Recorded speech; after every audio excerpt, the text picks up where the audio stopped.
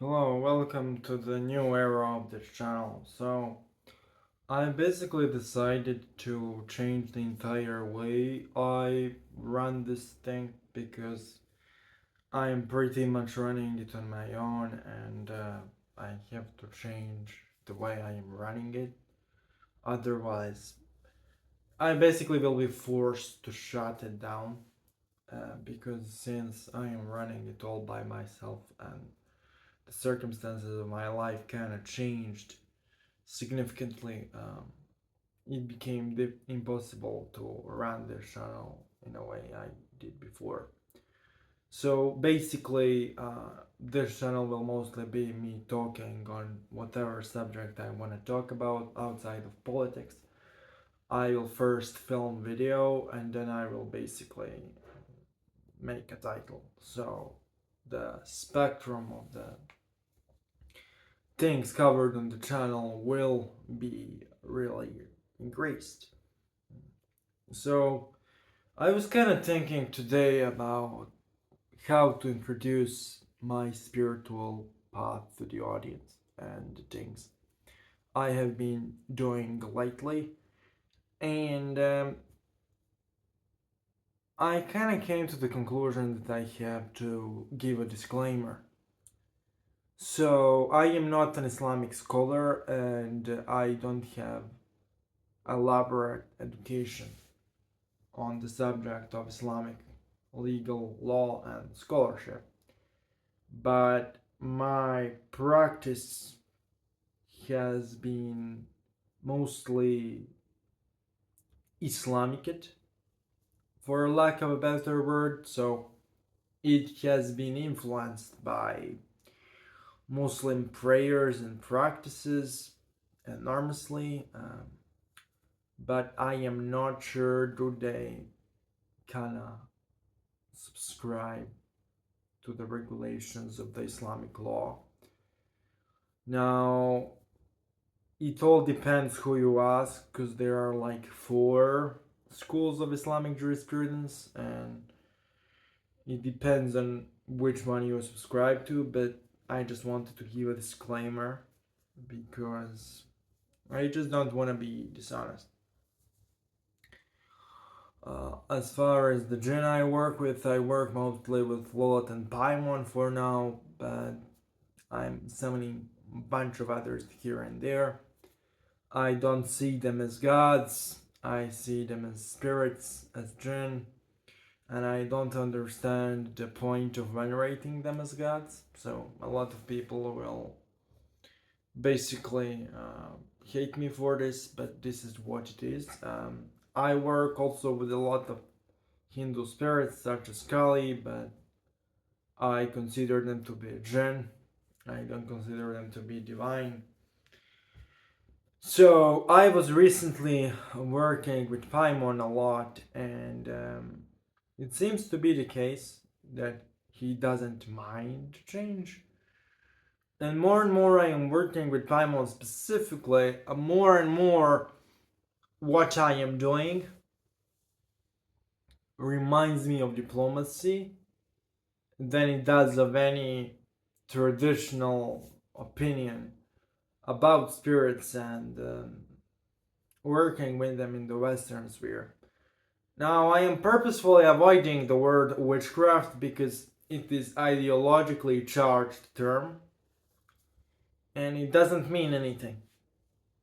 Okay, so what people don't understand is that there is something known as linguistic subversion. So somebody would take a word and then they would change the meaning of the word, yet still speak it, and they will not explain their definition of the word in order to be able to use the word to kind of manipulate the other person they are talking to. So I'm gonna give you the uh, example, right? So in the Middle Ages, the word witchcraft meant anyone who is doing baneful magic and working with demons. Okay, that was witchcraft. And basically, not all occultism was considered witchcraft. Actually, a bunch of Catholicism is what we would consider to be occultism. Okay, so it worked with saints. It summoned saints, it summoned angels, it prayed to saints, it prayed to angels, and it basically involved a bunch of rituals to them. And we would call it occultism, but the Catholic clergy just called it Catholicism.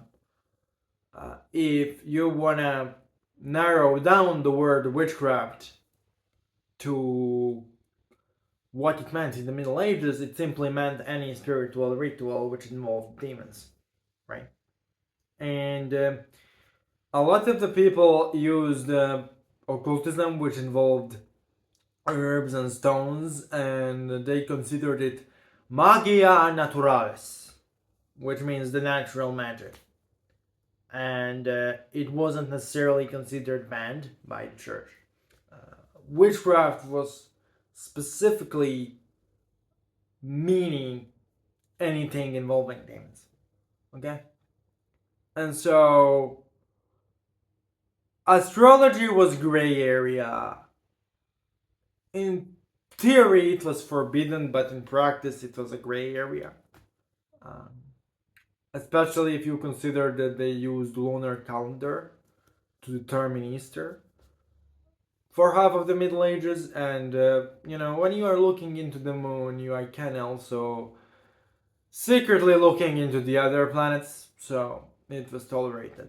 So I was studying history a lot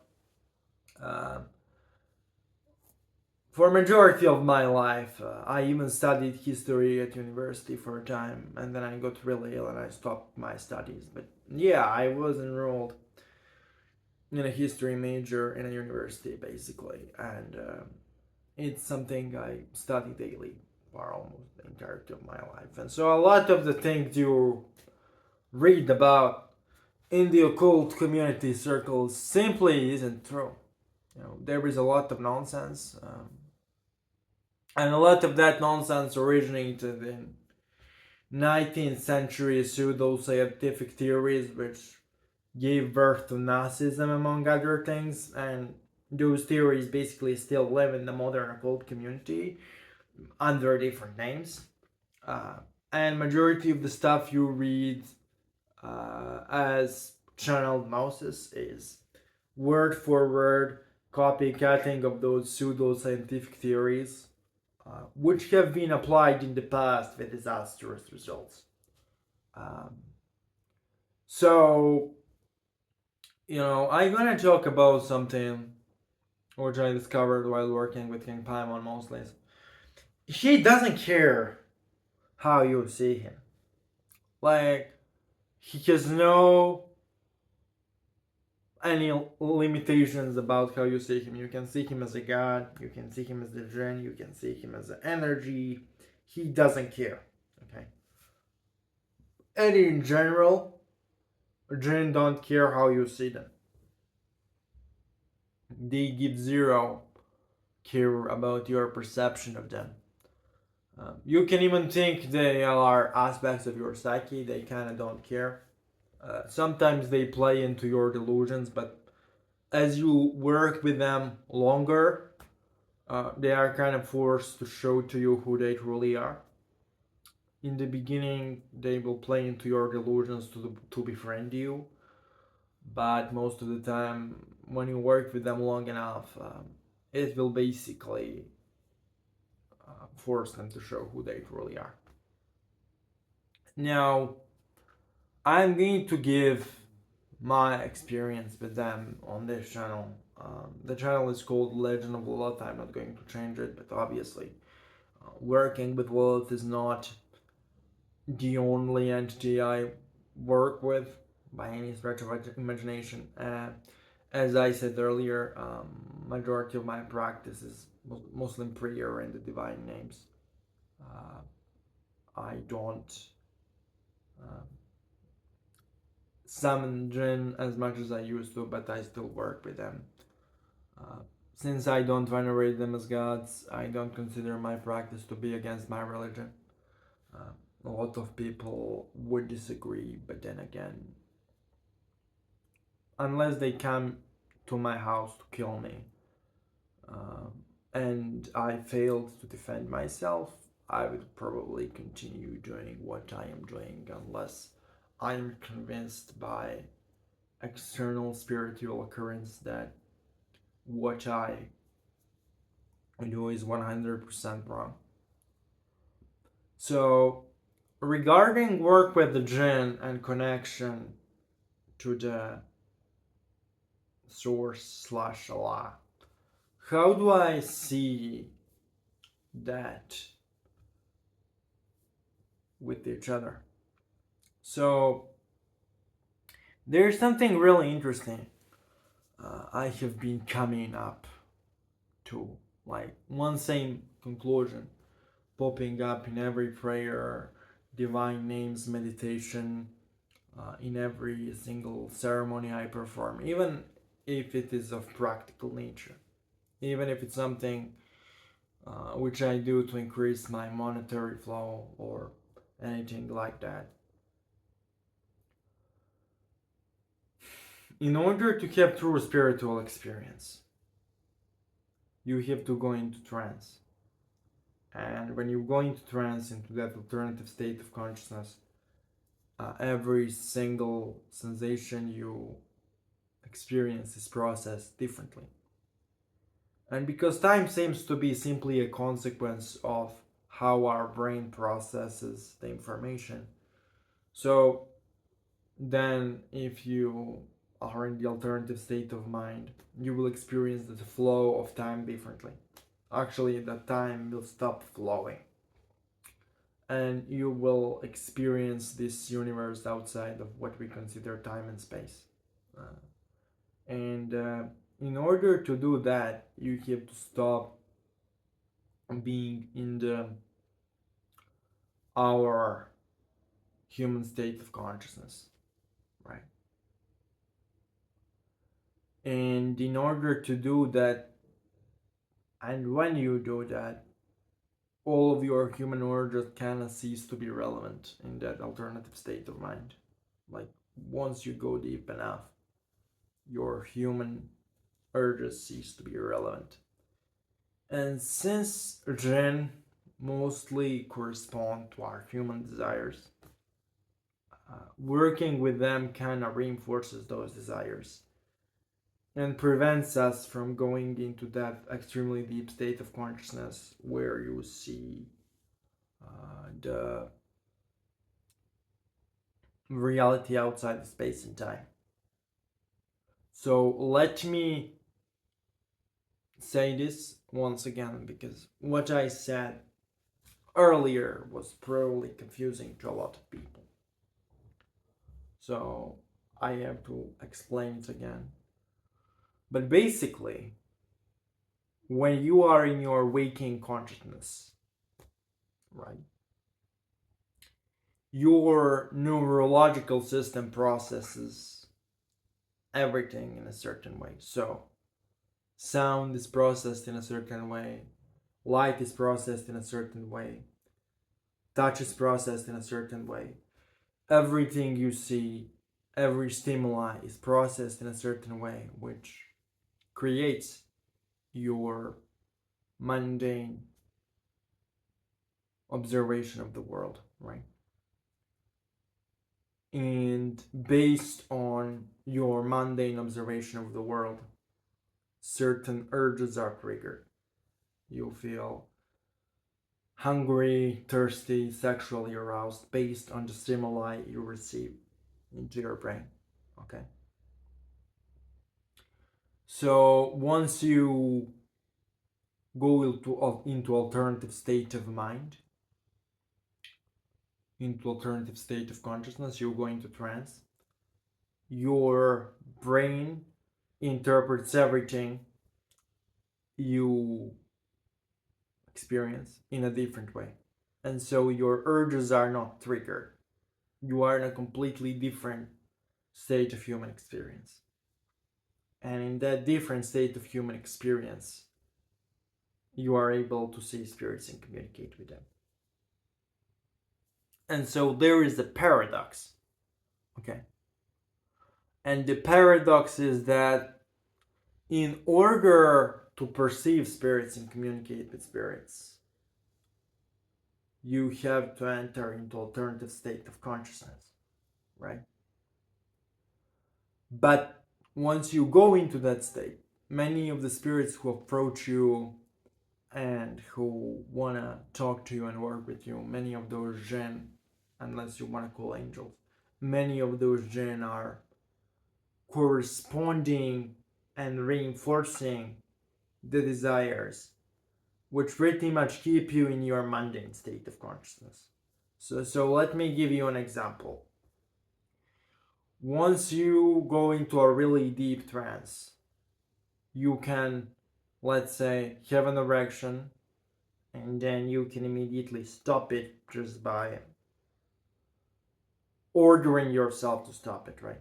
In those alternative states of mind, you have much bigger control over your impulses. And that control is necessary and is a natural consequence of you being in a deep trance. When you are in a really deep trance, as you fall deeper, you obtain really big control over your impulses. You can turn off the pain in certain body parts as well, etc., etc., right? But what is paradoxical is when you go deep enough into that state, you basically see spirits which reinforce the desires, which keep you nailed to your mundane perception and keep you by their intensity in your mundane state of consciousness. So let me give you an example, right? I go into trance, I completely calm down, and I go into trance, and then I see Lilith. And Lilith makes people aroused, right? And when you are really aroused, you can be in trance, but when you get out of trance after the ritual is over, being aroused usually prevents you from going into trance if you want to go into trance in a really deep manner. So from this example and many others I can list, there is a paradox that in trance you see spirits, but many of the spirits you see correspond to animalistic urges which comprise mundane consciousness. And there is a lot of people who will kind of misinterpret what I say, right? So everything, ancient texts talk about, like nafs or maya or illusion, or how this world is quote unquote sinful, it doesn't talk about the world itself. Okay, it talks about our perception of the world. So let's say that the old Orthodox Christian text states that the world is sinful, right? What it really means is this: our perception of the world is skewed, right? We see world wrong because we are basically deceived by our own animalistic desires, which we are not willing to control. And so it skews our perception of the world so that we basically make mistakes in it. So the world itself is okay. It's a divine creation. Nothing is actually wrong with the world itself. But the way we see the world and perceive the world is wrong, right? So the way we behave is wrong. The way we perceive things is wrong. But the world actually exists and the world is okay, right? There is nothing wrong with the world. Your perception of it is basically wrong, and it makes you make wrong decisions, which is completely reasonable stance, right?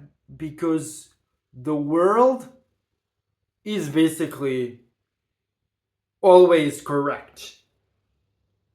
It's your wrong assumptions which are guided by your manipulated senses which make you do erroneous things. And what is really interesting is basically you have the same statement in Orthodox Christian mysticism, Hindu Tantrism, Tantric Buddhism, and Sufi texts.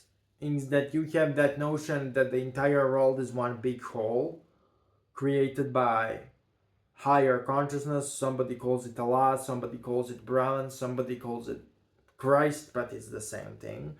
And then you have the world, and the world is objectively real, and it exists, and it is fine as it is, but our perception of it is wrong. And that's actually what the texts state. The text never really state that the world itself is an illusion. The world is not an illusion. The world exists. It's just your perception of it which is wrong. And this statement, found in a lot of different scriptures, is completely in line with the scientific thinking, because that's exactly what scientific thinking states. Our perception is wrong, so we have to do a lot of trial and error to see what is actually correct, because we have the wrong perception.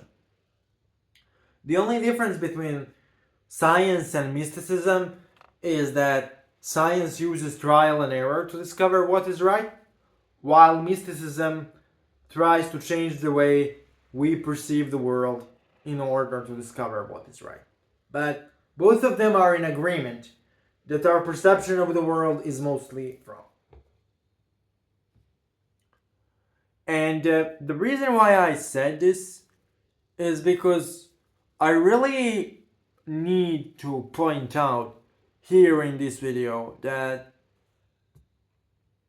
basically, if you want to work with entities and you want to see them and you want to communicate with them, you really have to learn to meditate and basically go into alternative states of consciousness, because this is what astral senses are. This is what your psychic ability is your ability to go into alternative state of consciousness. The chakras are not buttons. They are not some points you press and then bam. Those are states of mind. Thanks for watching. Subscribe to the channel, and if you want more content like this, click the notification bell and subscribe to me on Patreon.